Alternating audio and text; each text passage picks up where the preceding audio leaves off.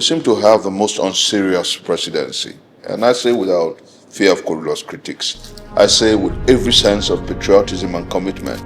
It is easier to bet a new Nigeria than to get a Tinubu to make Nigeria work. We have seen executives try to twist and manipulate the legislature, but we've never seen a legislature that accepts to be a rubber stamp, and proudly so. This legislature is saying that they are proud to be rubber stamps of the executive. Peter Gregory is a fantastic candidate. But I think that two things is needed to defeat Bola Ahmed Tinubu in 2027. You must connect with the masses of our people, not the political class. I'm speaking deeply. What worked for him in 2022, 2023 was that he connected with a generation of young people, young boys and girls who wanted change. Some critics say that the obedient fire has burnt out. It was 2023 was just a fluke. The obedient fire is alive and well. What appears like some kind of lethargy is a leadership mistake, and P2B is largely responsible for that mistake. Any possibility of Tinubu winning 2027? No, he won't win. Our guest today is Chris Nwokobia Jr., convener, Country First Movement, a good governance advocacy group. All right, so much has happened between last year and, of course, early this year.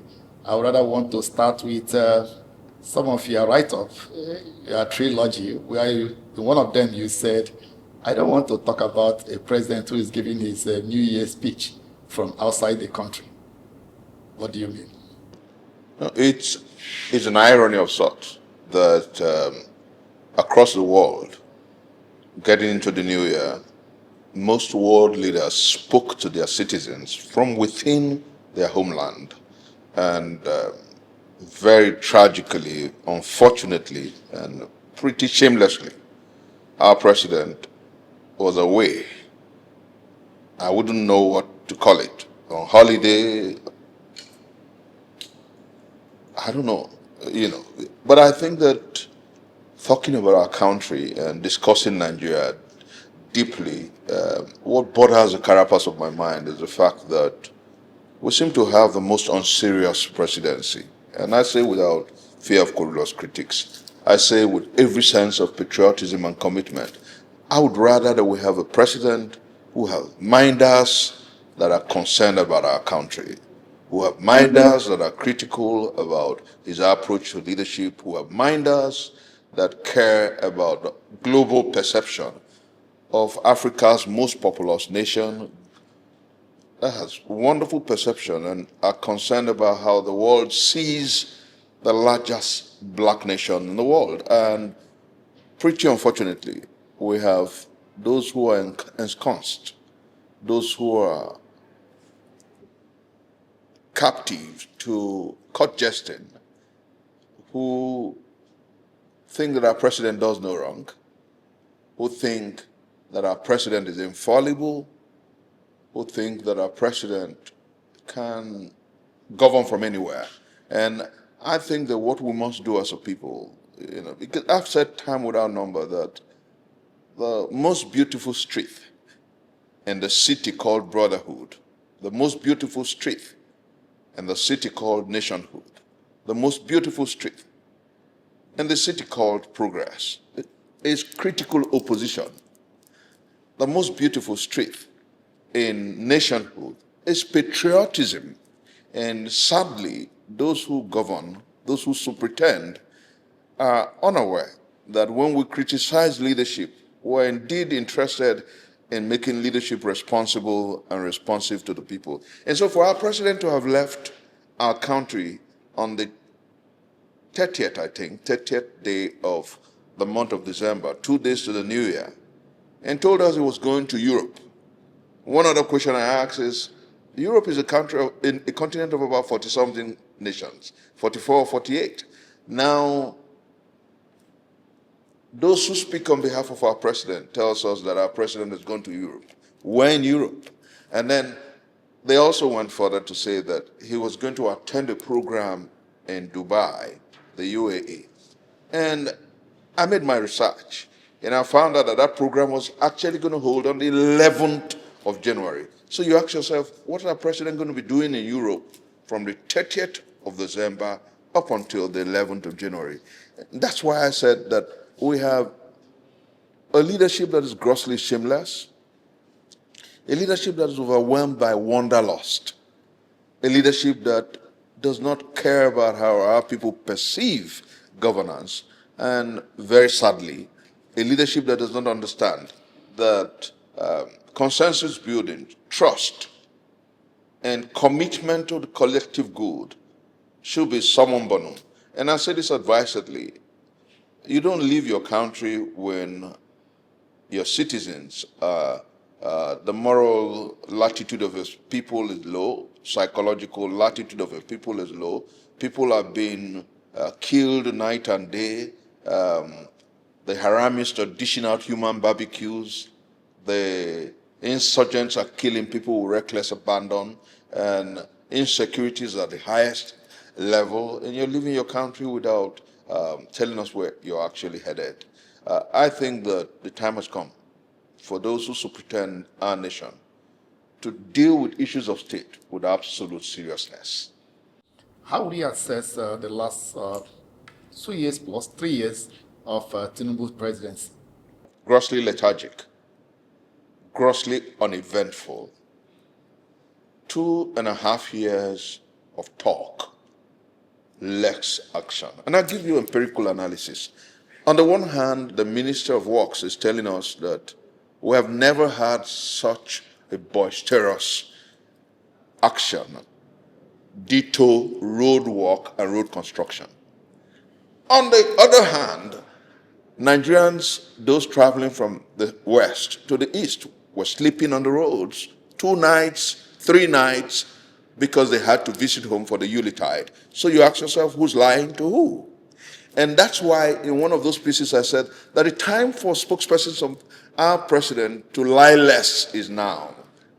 You know, tragically, we have a presidency that has elevated falsehood and perfidy to an act of state. You know, I am not saying that we want to see a president who performs magic in a few days or in a few months. I am saying that where you're doing well, say it, and people will cross-check and fast-check it and say, oh, thumbs up to our president and his minders. But where you're not doing well, if you're not conceding to the fact that it is difficult for you, do not lie. Do not tell Nigerians that it is Uhuru when we all know that it is far from that. And I think that the time has come for us to ask our dear president and those who are around him to learn to call a spade by its name. You truly build confidence when you're able to tell the people that, countrymen, we have fantastic ideas. We're working at them. We're developing them. We're doing our best to make Nigeria better. It's not been easy, but surely we're going to do it. Then to look us in the face and tell us that we have never seen a president who's been this adventurous. And I ask myself, where's the adventure? You say the Lagos-Calabar Coastal Road. It's not up to Iroele yet. It's not near Shagamu yet. You tell me about the Sokoto war against Badagry and all that. And you ask yourself, where are the sites of these boisterous and futuristic projects? I am more concerned about, I'm Igbo. And there's this Igbo phraseology, for the benefit of our listeners, I want to say that we have this phraseology that says, if you can expand, stay well the way you are, Now, if you have so many roads that are dysfunctional, the first thing to do is fix them. The first thing to do is make sure those roads are functional before you go on a white elephant projects. Now I'll give you a practical instance. The Benin, Shagamu, Ore, Edo Express Road was grossly dysfunctional. It's been dysfunctional for decades. Now, those who were going for Christmas would naturally traverse that route. Instead of fixing that road and making sure it's motorable, you're telling me about a coastal way that is adventurous. And then I should think that we know that the primary reason for leadership and governance is for the security of lives and properties. It's for the well-being of the people. So what should motivate governance is how to make life better for the people. You know, there's a line in the American Charter, you know, we hold this truth to be self-evident, that all men were created equal and given certain inalienable rights. But there's a line that excites me. All this is for the pursuit of happiness. Now, if we have leadership that cares about the pursuit of happiness here, that cares about the well-being of the people, then the first thing Umahi, Tinubu, and his government should do is fix the regular routes so the Nigerian people can traverse, can travel, you know. And then when you tell me that you're pursuing projects that will not immediately impact the people, when life, you know, every Nigerian is about government to himself. Do you know that? Sure. I provide my security. No disparaging the Nigerian security services. I'm not undermining their efforts. I have my megad. They work on shift duties. I provide my electricity largely because I don't get more than 10 hours of light supply. I provide my water. This same government tells you they'll have to tax you. These are the stories of the past 2.5 years. And then they have told us that one of the most boisterous projects is a tax review and a tax law. As I talk with you, we have 2 gazetted in the documents. We're talking about forgery. Those who speak on behalf and for the president are saying there's no forged document. We're talking about forgery. The National Assembly is saying, oh, we have harmonized. But as I talk to you, I have 2 gazetted documents. I can forward them to you. Same tax law. 2 different gazetted documents. If you don't have them, I have them. I'll forward them to you. Maybe when you're airing this interview, you can put them, juxtapose them. Some, in one case, is 90 pages, same document. Another 92 pages, same document, 2 different laws. There's another one that is 130 pages, another one 128. I don't know what we make of leadership in this country. And I think that the tragedy of all of this is the fact that when we're politicking and campaigning in 2022, 2023, when we saw bishops, or non-bishops if you like, people who were wearing gasoks, who were picked from Nyanya Bridge, who were picked from Wuse Park, and they told us those men were priests who have come to endorse the Muslim ticket. That was forgery and fakery, until we saw videos where they were fighting for monies from APC leaders. And so we knew they were procured men in cassock.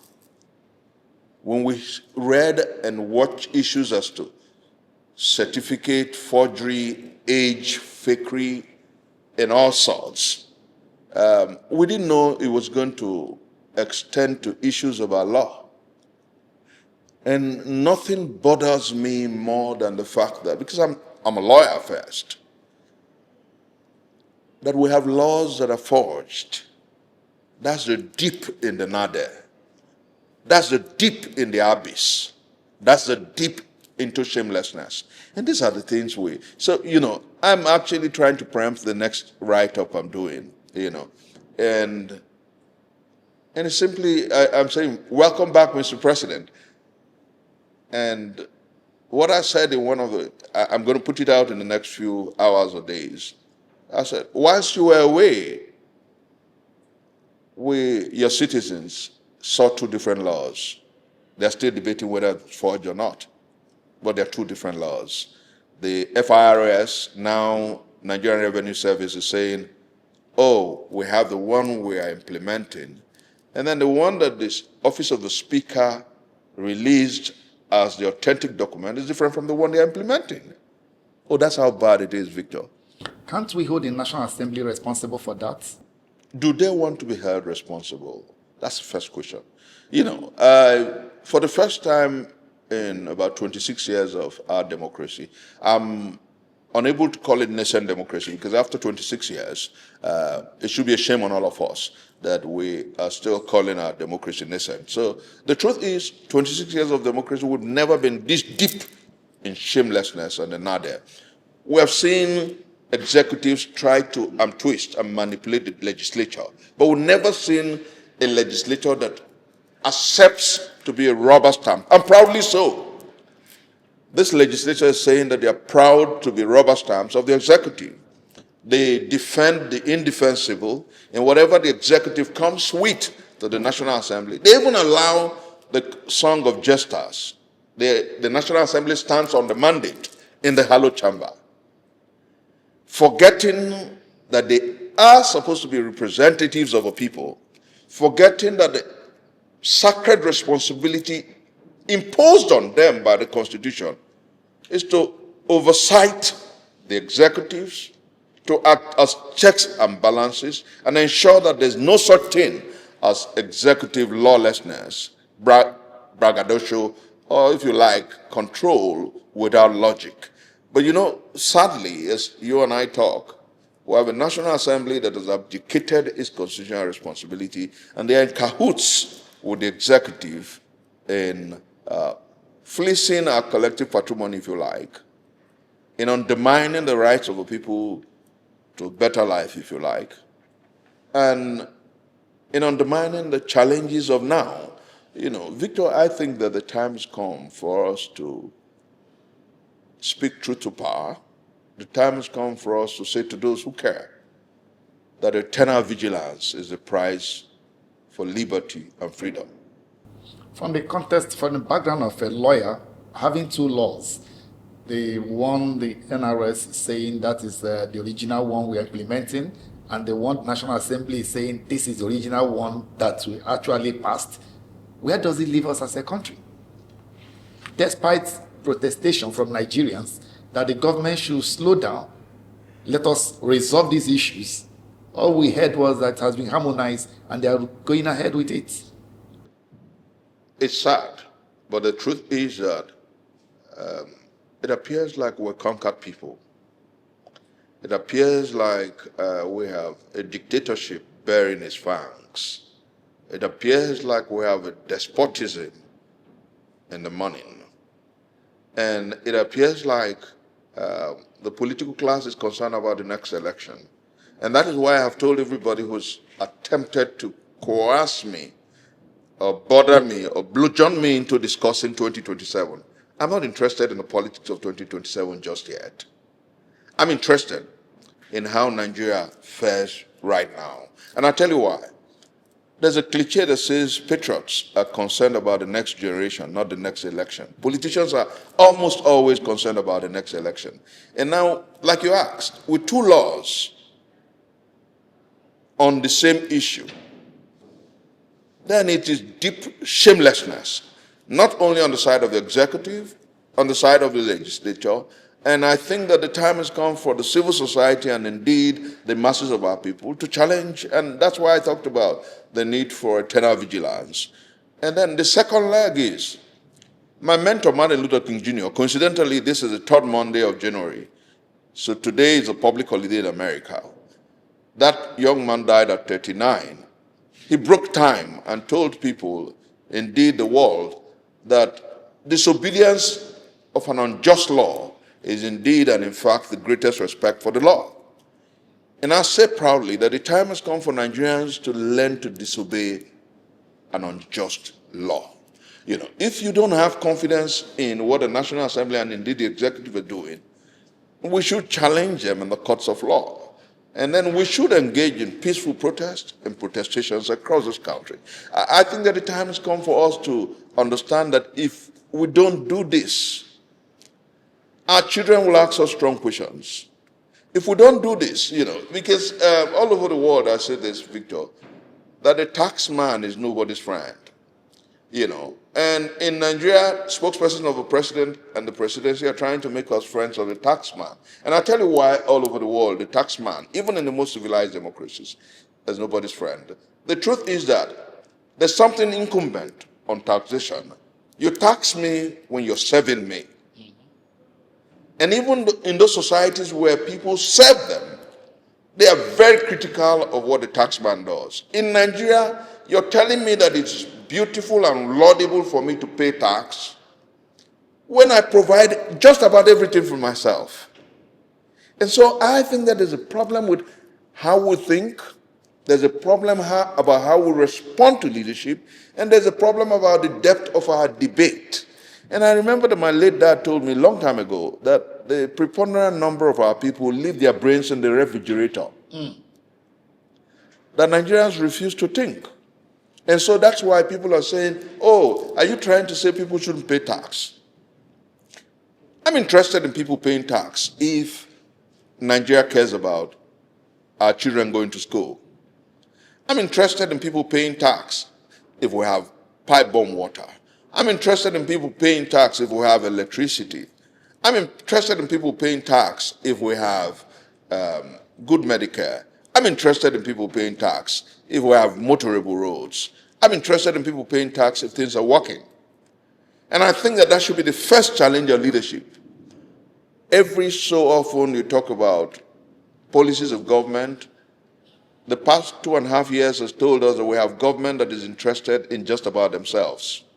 The policy of government is about Mr. President, his team, his court jesters, and his party.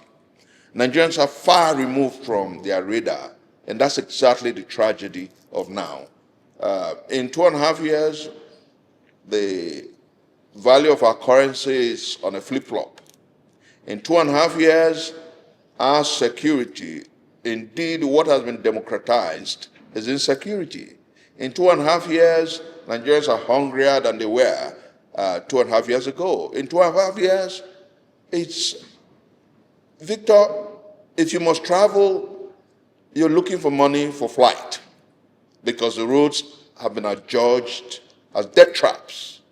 So I don't understand the reason for which Nigerians are talking about, oh, it must be on your mandate in 2027. That's why it's impossible for me to discuss. And for those who are in the opposition, like yours sincerely, I've told them that our challenge first should be about making the people understand why you're opposed to the present leadership. It's not about the politics of 2027. They don't trust politicians no more. And that's the truth. Why should they trust you? Why should they trust that you will do better than Tinubu in 2027 when you haven't shown direct concern? Well, nobody's saying throw money everywhere. Mobilize people to say no to the forged and fake tax law. Mobilize people to say no to paying for lights that we don't have. Mobilize people to say no to why we should have the highest number of out-of-school children in the world. Mobilize people to say no to why we have about the least minimum wage in the world. These are strong challenges that we must address. And Victor, having had to stay for 4 months and 2 weeks last year out of this country because I went in search of medical attention to my health, and having to see how societies work and attend to the well-being of their citizens. When I hear people say, oh, people pay tax in the United States of America, I'll tell you something, Victor. It bothers the carapace of my mind that when they say that, they forget that if you were a parent of a child in a school in America, and if that child is not in school for a certain number of days in a particular academic calendar, the police comes for you. And the state comes out against you and perhaps begins to look for a care for your child. That tells you how interested the state is about the welfare and the well-being of your child. Here we have the highest number of out-of-school children, and all they're interested in is in taxing you. Here we're talking about electricity for 4 months and 2 weeks, not 1 second of light out in Houston where I was. And then you ask yourself, Even in those societies, people complain about tax. And then you're asking me why I'm complaining about tax when I do just about everything myself. So I think that Nigerians must learn to think. Nigerians must learn to interrogate leadership. Nigerians must learn to ask questions. And beyond the politics, because this is a year of politics and campaigns, we must learn to subject anybody and any manifesto to the crucible of truth, reality, realism, and practicality. If you cannot convince me about how you, because don't forget that some people say, oh, Bola Ahmed Tinubu is about the best political strategist Nigeria has known. Some also tell you that he's the father of modern Lagos. And so people continue to tell us all kinds of stories about how wonderful he has been politically. And if he has been a president for 2.5 years, and his presidency is the most uneventful in our historicity, then there's a question. Not only to him and his minders, but to how all of us think as a people. So my challenge to those who are listening to this interview is to learn to think and interrogate leadership. Because, Victor, let's go a bit into history. In ancient Greece, in the pantheons, where Socrates, Aristotle, Aristophanes, Plato, where they sat down to debate issues, all they sought was to make men think. There's a phraseology that sticks and resonates with me. Oh, that man may think. I think that the time has come for us to challenge people in this country to think. The leadership must think. Parents must think. Children must think. Political office holders must think. And those who superintend the fourth and the fifth estate of the realm must think. The time to begin to ask our leaders to be true to what they say on paper is now. And we must eternally be vigilant about what those who defend government say, cross-examine it, interrogate them, and if you like, come with contrary thoughts as to what can work and what will work.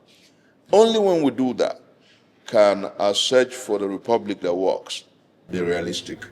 Someone is tempted to ask, is there nothing you can pick out from the 2.5 years of Tinubu's presidency has worked, whether in the economy, whether in security, whether in any other aspects of our national life? Victor, except you want me to be a jester, except you want me to give a thumbs up to mediocrity. I will quote Gandhi Mohandas Mahatman, that great revolutionary of Indian fame, who said that I'm not scared to stand alone. If I am the minority of one, truth will prevail. I don't know what you want me to say. Is it about the economy? Is your naira of greater value today? Can you buy more with the more money that you have today? That's for the economy. So I don't know what you want me to say. Now, for health care, are you telling me that you trust the medical facilities that you have better than you used to? Has it fared better? If the answer is no, then I think that I'm not standing alone. Now, what do you want me to applaud? Security? More Nigerians are dying by the day. Even with the threat from the Americans, are you aware that we had so many human barbecues in Borno, Benue, Plateau, Kaduna, Katsina on New Year Eve and New Year Day? So I don't know where to applaud. I would love to have something to applaud. But dispassionately, I've tried to find something I can applaud. Or you want me to applaud the fact that of almost all the leaders of the world, our president was the one holidaying on New Year morning. And so he didn't have time to talk to his citizens. Is that what I should applaud? Or should I applaud the fact that after 11 days of being away, he traveled to the United Arab Emirates for the program that he told us almost 2 weeks before that he was traveling for? Should I applaud that? Or should I applaud the fact that instead of telling us that our president was going to France or the United Kingdom or to Germany on holiday. They told me that he was going away to Europe. Europe is not a country. Should I applaud that? What should I applaud? Should I applaud the fact that we're still talking about missing billions and trillions in the NMPC, and then government is telling us that they are writing off the loans and misappropriated resources from the NMPC? What should I applaud? I would love to. I'm actually looking for something to applaud. If you help me with what you think I should applaud, maybe I'll find reason to applaud that. But clearly, I want to be a student of truth. I want to be a votary of truth. I want my ancestors to find pride in the fact that I wasn't ashamed to stand alone if need be, but stand with the truth. And I've looked around, I've looked at the economy. Okay, yeah, the only thing that looks like a glimmer, yeah, you see I'm struggling to, because I would love to applaud, is the fact that I heard that Alausa, the Minister of Education, signed an agreement with us. And because I love the academia, I think that looks like a glimmer of hope. But signing an agreement, how does it pan out as to implementation? That's the point. So I think I wouldn't be hasty to applaud that. It's an agreement. They had an agreement 2009. It wasn't executed or implemented. We have had several agreements with ASU that wasn't kept. So I am a bit careful not to dance in the fray. And so I don't have anything to applaud, frankly. And I am proud to say that to Nigerians, that I haven't seen anything to applaud in 2.5 years. If I see, I'll humbly and proudly applaud it. Until I see that, let nobody gaslight me about an economy that hasn't made life better for our people. Let nobody gaslight me about the medical system or sector at the federal level that hasn't done profound. And let nobody gaslight me about security because you changed the Minister of Defense, and are fewer Nigerians dying today than they were 2 years ago? The answer is no. So until I see things to applaud, I will stay and criticize what government is not doing right. All right, the three arms of government are supposed to check and balance each other. But from what we've seen between the National Assembly and the judiciary, which do you think has done more harm to our democracy in the light of all that has been happening? Because if both National Assembly and judiciary have stood on their own to resist or check the excesses of the executive like we are noting, I don't think we'll be in the mess we are today. So between the two, the judiciary, the National Assembly, who has done more harm to our democracy? Vic, the average ideologue will be quick to an answer. But my late dad also taught me, he's my number one hero. He told me that don't be quick to assessing between two wrongs, because wrong is wrong, my son, and sometimes when you do that, it may actually give the impression that one wrong is better. Now, let me say clearly that the three arms of government should actually, under the law, be independent. And that's the beauty of separation of powers.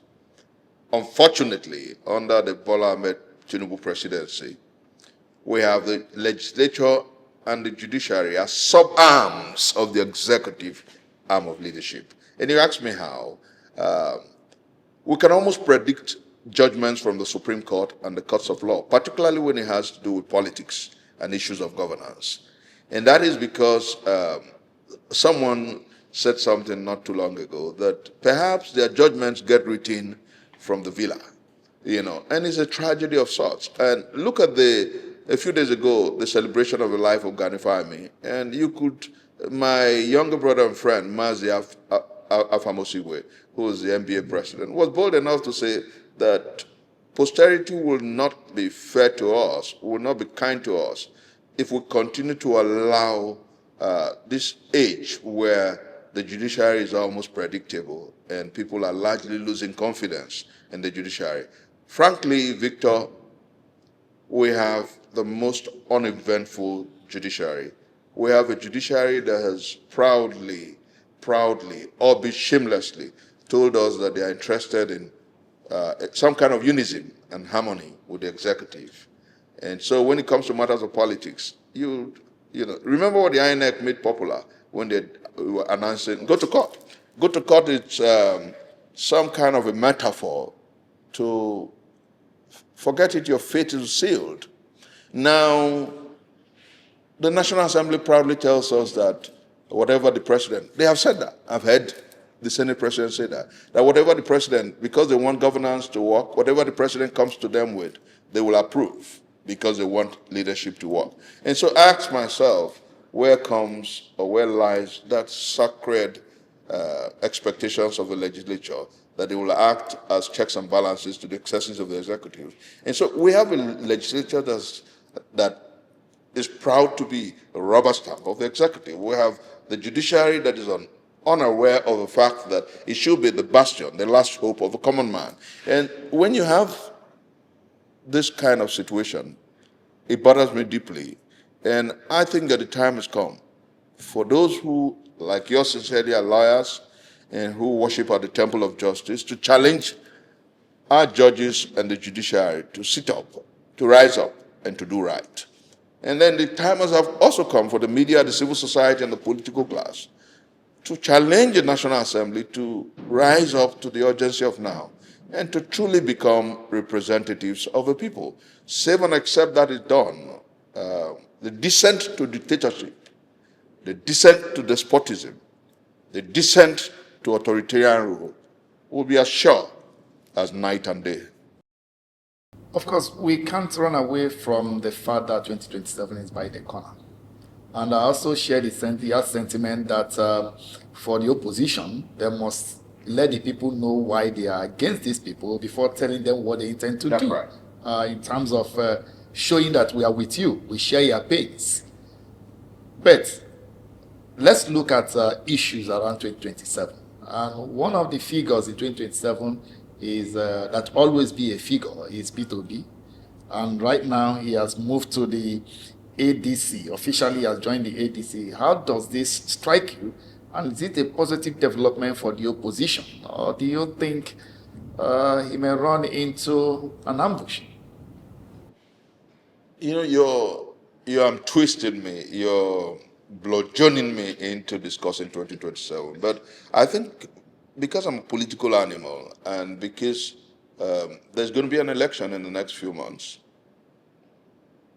I know that in terms of political capital, Peter Gregory is about the biggest political weight in today's Nigeria. And so that perhaps is the reason why the ADC has grown in leaps and bounds since he joined. That's perhaps why people are beginning to say that the ADC has risen to become the leading opposition party ahead of the PDP. Peter Gregory is a fantastic candidate. But I think that two things are needed to defeat Bola Ahmed Tinubu in 2027. You must connect with the masses of our people, not the political class. I'm speaking deeply. What worked for him in 2022, 2023 was that he connected with a generation of young people, young boys and girls who wanted change. Now, the fervor does appear like some kind of an elitist movement, and I'm speaking advisedly. I think that the time has come for us. Now I'm using us because I subscribe to quite a lot about Peter Gregory. Now is time for us to take the message back to the people. We must go to Musa and Karu Namuda and tell him that we're not opposed to your Fulaniness. We're interested in making leadership responsible and responsive to the people. The time has come to go to Nkechi in the southeast and tell Nkechi that our commitment is for your well-being and that of your children. The time has come to go to Foma in my home state of Delta, and so to her, that leadership may have failed you, but what we're interested in doing is to galvanize public support and work with you and your children to bet a nation that works for all. The time has come to go to Kemi and tell Kemi that the Yorubaness of today's leaders doesn't guarantee greatness for you. That what guarantees greatness is a leadership that understands that though tongue and tribes may differ, not only in brotherhood, but in commitment to the common good, we must stand. And I want to say this, when you go to the market, the price of tomato does not ask whether you're Hausa, Yoruba, Igbo, or Ibibio, or thief.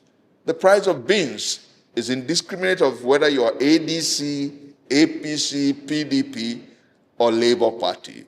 And so we must understand that reality and take a message, a pan-Nigerian message to the people. And that's why when people call me to say, are you of the ADC now? I say, no, I belong to the people. I want the people to buy into the message for a new day and a new deal. I want people to identify with the fact that we must change this country and make leadership responsible and responsible to the people. I'm not interested in those who are standing on the mandate or on a blood-soaked mandate, on a corruption-riddled and ridden mandate, on a mandate that has failed to protect the people.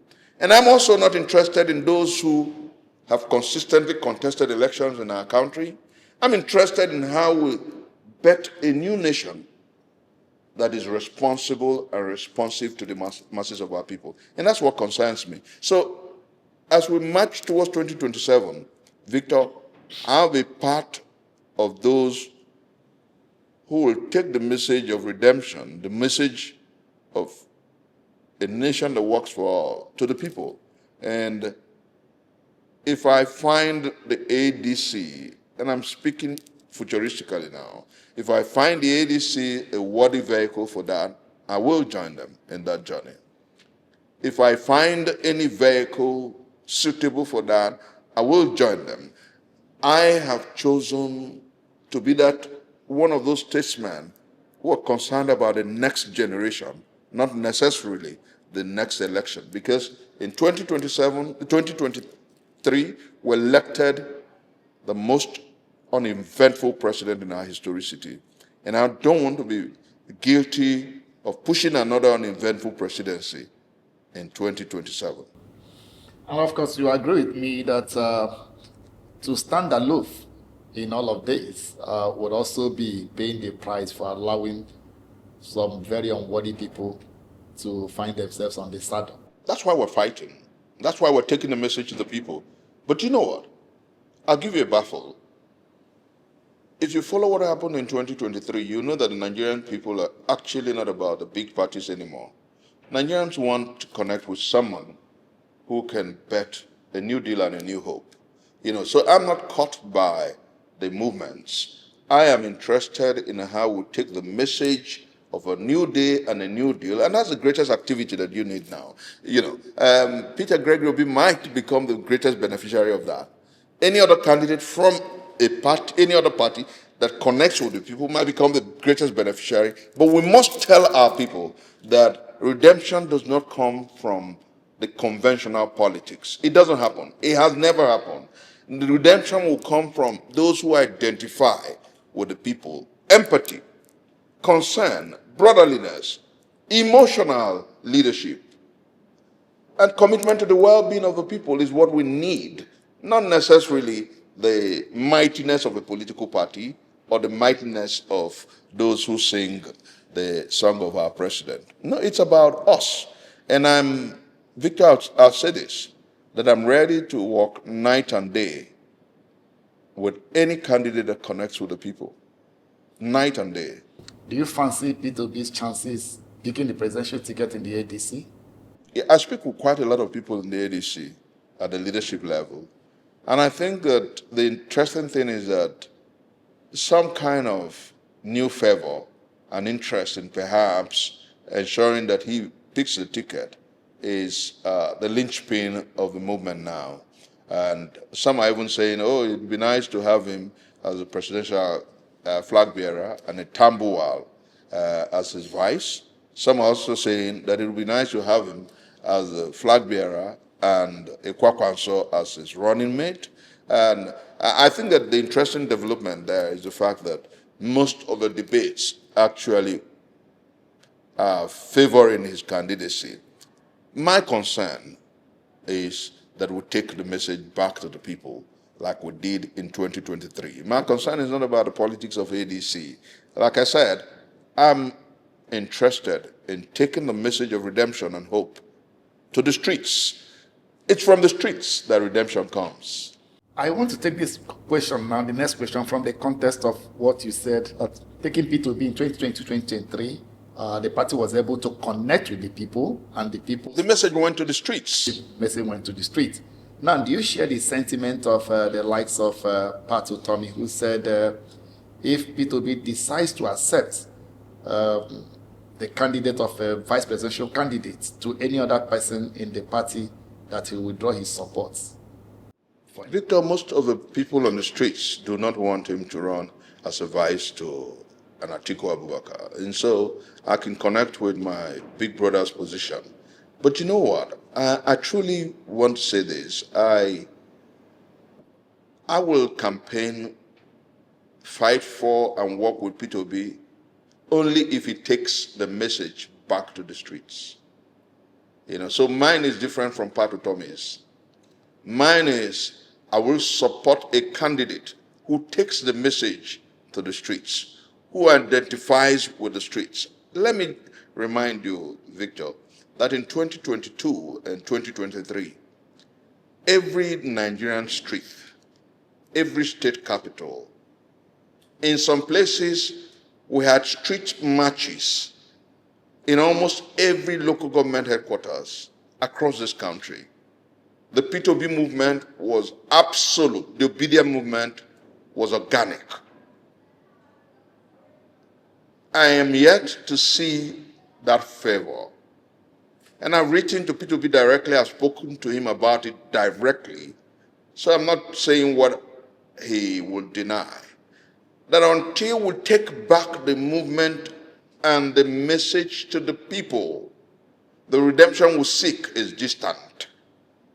And I'm saying clearly that for me, it is taking the message back to the people. If we want to save Nigeria, redemption is in the streets, not in exclusive halls where political bigwigs and those who have been part of the Nigerian wrath so pretend. No. I want to see young boys and young girls connect with the hope that we promise. I want them to be able, because it's only when that is done that you can see people rise up to defend their votes when votes are cast. If people do not buy into the message, if it becomes an ADC candidate, not the people's candidate, it will be very easy to rig him out in 2027. So I'm looking for a redemption that is concrete, actualizable, and plausible. Talking about this movement, some critics say that the obedient fire has burnt out. It was 2023 was just a fluke. And do you think if P2B should get the ticket, that he's able to reconnect or reenact that same fire in the obedient movement again? Victor, I'll tell you something very simple. The obedient fire is alive and well. What appears like some kind of lethargy is a leadership mistake, and P2B is largely responsible for that mistake. All he needs is to right that wrong, correct it, and the obedient fire will burn again, better, more strident, and tougher than it did in 2023. And I say this without equivocation. You don't take an organic movement, a movement that belongs to the streets, and regularize it. If you must regularize it, you hand it over to a core obedient, not a conventional politician. And so until there is a rework of the organogram of the obedient movement, until there is a proactive effort by P2B and those around him to take the movement back to the people. Those who are saying that, oh, it's a fluke, may applaud their predictions, but I think that the obedient movement is still very active, effective, efficient, and ready to burn and ready to defeat those who do not care about the masses of our people. What is necessary is for the leader of the obedient movement, who to me is Peter Gregory Obi, to rework the modalities, the organogram, and the structure of that movement. Take it back to the people, give it back to the people, and you see that Nigerians truly want a nation that works for all.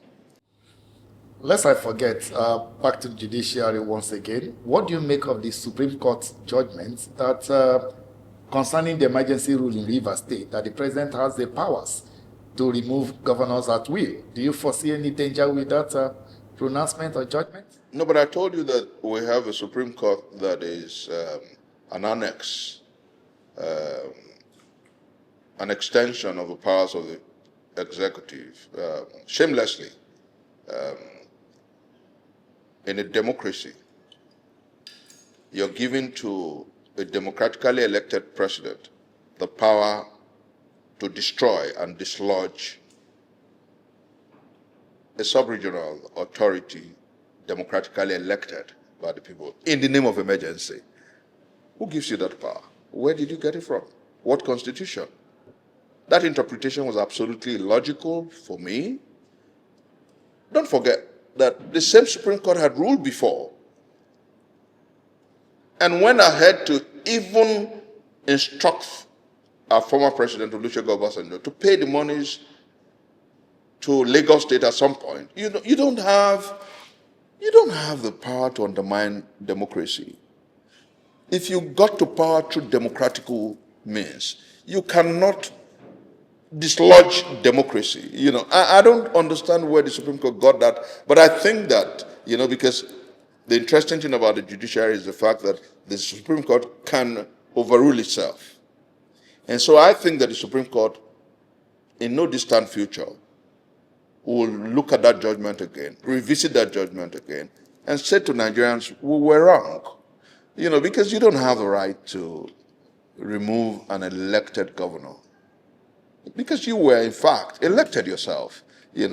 What the Supreme Court did was tell us that they are okay with despotism, authoritarian rule, and dictatorship bearing its fangs.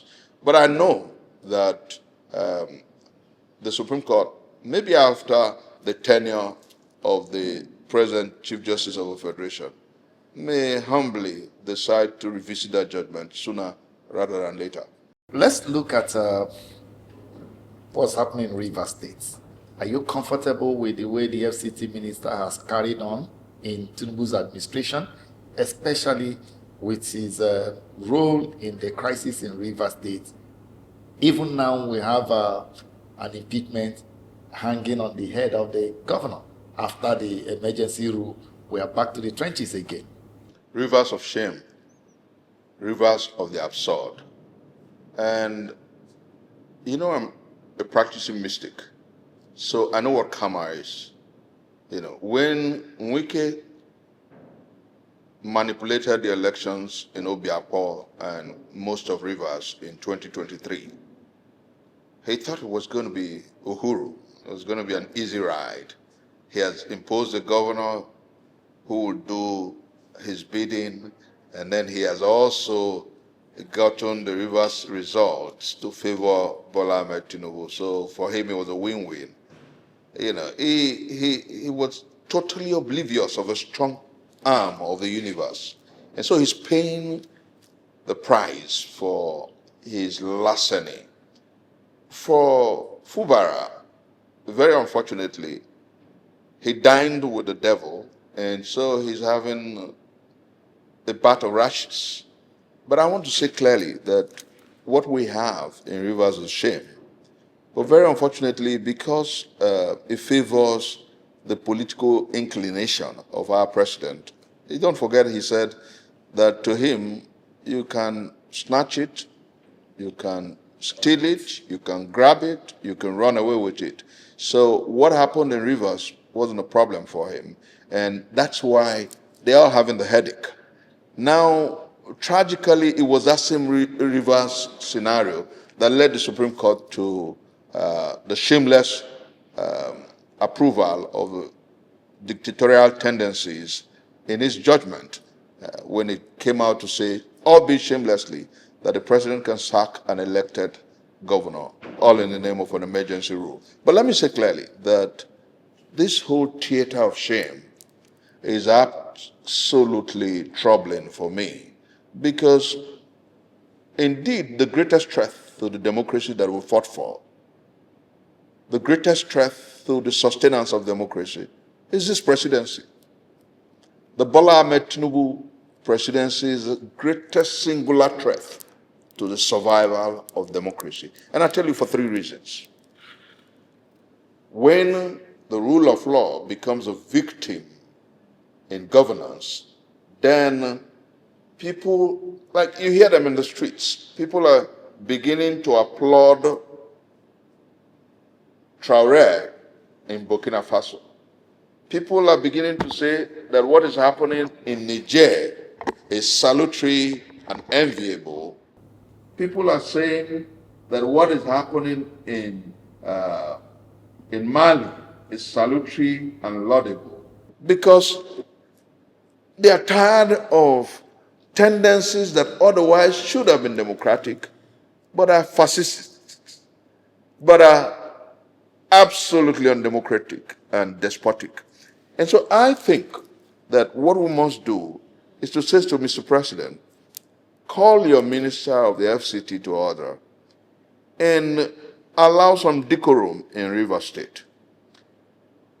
The time has come for us to say to Mr. President, tell the judiciary that they must assert their independence if we must continue to call what we have a democracy. And tell your rubber-stamped National Assembly to rise up, even if in some kind of pretense, to show that not everything that comes from the Aso Rock Villa gets passed by the National Assembly. And I'm saying this, Victor, because it is important that we understand that if we continue like this, Nigerians will have no reason to say, defend democracy. Because those who chiefly should defend democracy are the ones threatening it. And then, on the second note, the fact that the schoolboy defines democracy as the government of the people, by the people, and for the people. But unfortunately, this democracy is for the rich, by Tinubu and his praise singers, for those who stand on the mandate. And so, if the definition of democracy has been changed to those who are around Mr. President and those who favor him, then this government is absolutely endangering democracy. And then the third angle, which bothers me, is if all you hear are statistics about how government is doing this, and how government is doing that, and how government is doing that, and when subjected to the crucible of truth, you find out that most of these things are either half-truths or outright falsehood, then the perfidy and mendacity that occupies the public space is another danger to the sustenance of democracy, because democracy must thrive in an atmosphere of confidence and trust. And so, all that we have seen, elevating falsehood to a craft of state, subjugating and stifling dissent, coercing people to move from their parties to the ruling party, procuring court jesters to sing your praise when you know that you aren't doing well, and then subjecting the judiciary and indeed the National Assembly to the whims and caprices of the executive. These are fundamental threats to democracy. And I say again that the greatest threat to our democracy is this presidency. All right, let's look at the events in Rivers State with the former governor. Do you think he's acting independently, or do you think he's taking instructions from somewhere? The former governor, Nyesom Wike, is an agent of a president. Rivers is a theater of politics. Don't forget that Rivers is arguably the second richest state in the country if you're following what we call allocations from the federal government. After Delta, Rivers comes second in terms of federal allocation. So Rivers is strategic in terms of resources, in terms of voting population. So I think that Rivers is a victim of the nuances and the needs of a few individuals. Rivers State is a victim of a politics of 2027. And the only way our dear president can acquit himself of the accusations is to helm in his agent, Nyesom Wike. The only way he can assure Nigerians that he truly cares about the state and survival of democracy is to call him to order and allow Fubara function as the governor of Rivers State. So if and except that is done, those who are trying to tell us that, oh, the Rivers State is an independent state, the State House of Assembly is doing their job, only living a lie. They're only hiding behind one finger. I think that clearly we know that Nyesom Wike is an agent of the president. He's working in cahoots with the president, and it's about the resources of the state and about the voting population of River State. Lastly, this is the third attempt at impeachment on Fubara. Do you think the State Assembly will have enough grounds to prove their misconduct this time around?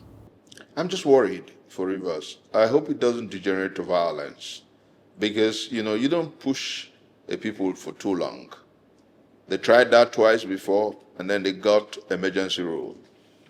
Now, it's still about a few individuals and about the nuances of a few individuals. I think that the ambition of Nyesom Wike and Mr. President must not be allowed to remember the wild, wild west. Remember Operation Wetia. And it bothers me that so soon we have refused to learn from history. I hope that River State doesn't become that inferno, that furnace that burns democracy to tatters. And I hope that Mr. President understands that either by being slow, either by being undecisive, he's fanning that conflict that may finally destroy our democracy. And so I pray it doesn't happen. I pray he comes to terms with the reality and the urgency of now. I pray that the fulminating cataclysms of trouble that his quietness is allowing in Rivers does not eventually turn into that furnace or inferno that will engulf democracy. I just pray. My last line.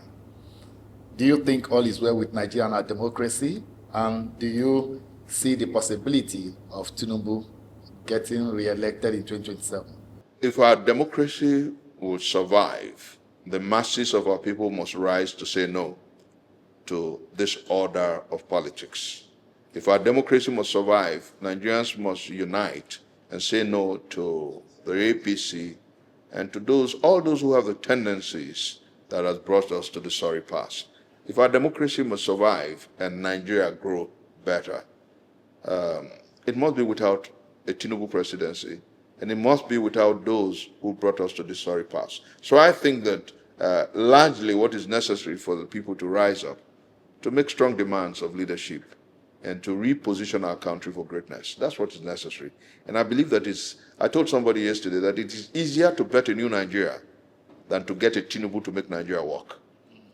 And what it suggests is that the time has come for Nigerians to begin to look for a leader and stand by that leader through thick and thin that is other than the tendencies that we have today. And that's why I'm not quick to throw in my heart completely into the support of any candidate. I still think that the next few weeks and the next few months might just be very instructive. P2B will win my support if it takes back the movement to the streets.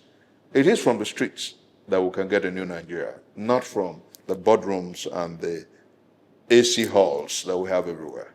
Any possibility of Tinubu winning 2027? No, he won't win.